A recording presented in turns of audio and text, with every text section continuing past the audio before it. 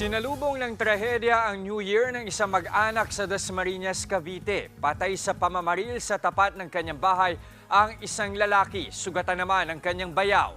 Nasa frontline ng balitang yan si Brian Basa, exclusive.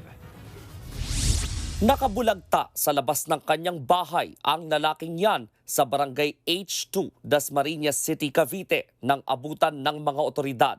Pasado 1:00 ng madaling araw kahapon nang barilin ang 42 anyos na biktimang si Johnny Boy Prudente nang di pa nakikilalang salarin. Tama ng bala sa ulo at likod ang kanyang ikinamatay. Bago siya unang pinaputukan ang 32 anyos na bayaw ng biktimang si Christopher Mogalio. Nagpapagaling na siya sa ospital matapos tamaan sa mata.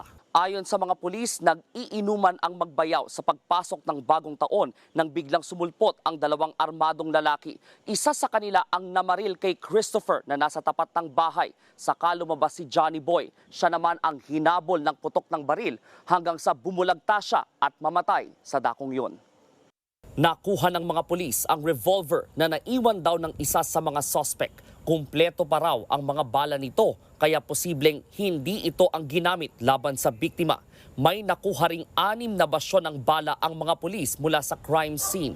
Posibleng galing ito sa isang 9mm caliber na baril. Based po sa investigation na ginandak na ating mga investigador, ito po yung biktima ay may dati na pong kaalitan. Ilang beses na pong pinagbantaan itong si Johnny Boy na may masamang mangyari sa kanya. Tingin naman ng kapitan ng barangay sa lugar, posibleng napag-initan ang biktima at napagkamalang asset ng mga pulis. Driver po ng isang punerarya na po may pick up po ng mga namamatay po pag halimbawa po mayroong mga insidente ng ano po dito.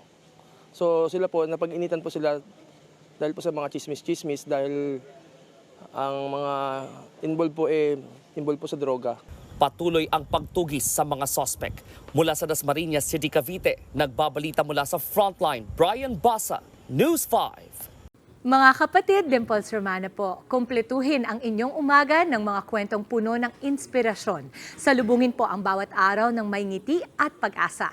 Kaya't mag-subscribe na po at mag-follow na sa aming social media pages ng News 5.